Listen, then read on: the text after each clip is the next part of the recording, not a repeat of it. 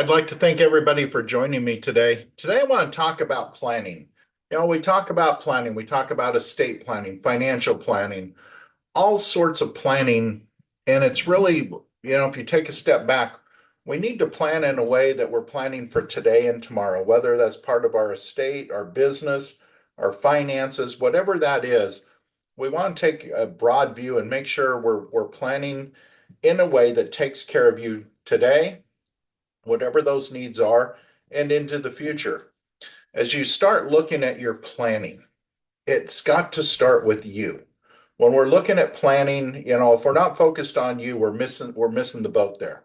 We always want to start with what are your goals and objectives? What are you trying to accomplish? And you start looking at this. I think for me, planning is, you know, putting together a puzzle. So if you look at this puzzle, we've got everybody's going to have different puzzle pieces. Everybody has some form of estate and legacy planning. It doesn't matter what you own. It's what do you want to do with that. And as you move that into the future and pass it on to kids or grandkids or nieces, nephews, friends, whoever it is, what legacy do you want to leave behind? What do you want to be remembered for? As you look at your business planning, with business planning, the estate and business planning really go hand in hand for business owners. But for the business planning, do you want to protect your employees? Do you want to transition your business to your key employees? Do you want to transition it to an ESOP for all of your employees?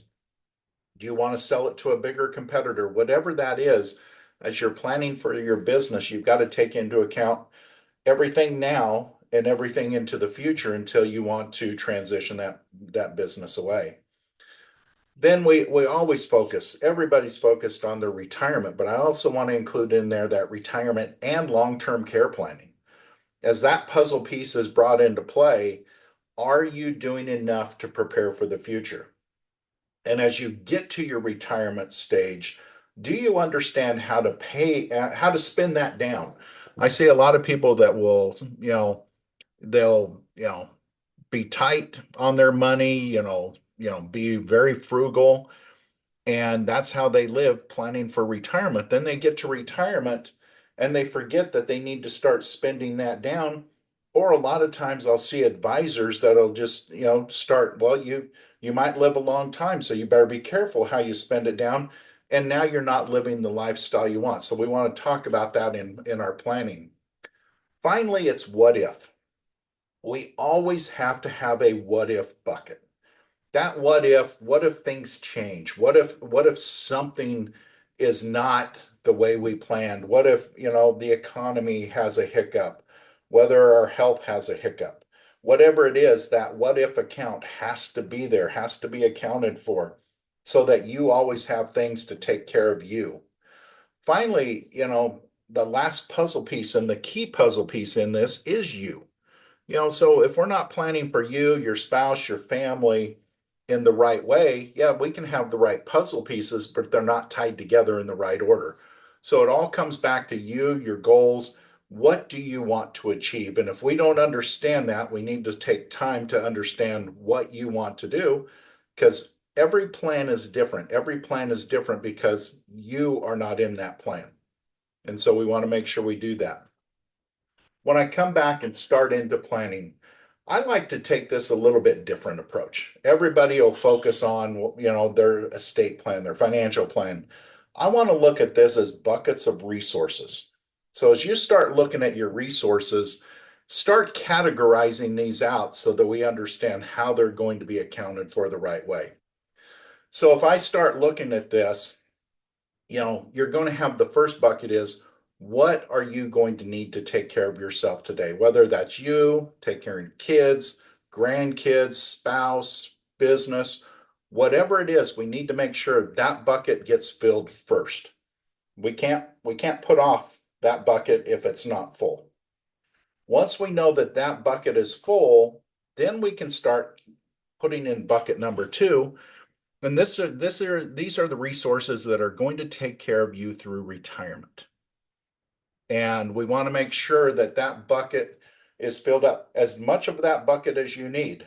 If you want more in retirement, Let's fill up more of that bucket. Now, one thing to remember in that bucket is you could have a long-term care event. So we want to make sure that long-term care is covered in the retirement bucket so that you have the resources you need. There again, do you want to take the cruise around the world? Do you want to have a frugal retirement? Whatever it is, this is your bucket to use how you see fit, and we want to make sure it's accounted for. Now, if there's any money left, even if there's $1 left, that's going to somebody else. Now, a lot of times I'll talk to clients about this and they're like, hold it, hold it. I'm not sure I want to give money to somebody else. And I'll say, let's go back and fill it, look at bucket one, bucket two. You've already said you filled up bucket one. You've already said you filled up bucket two.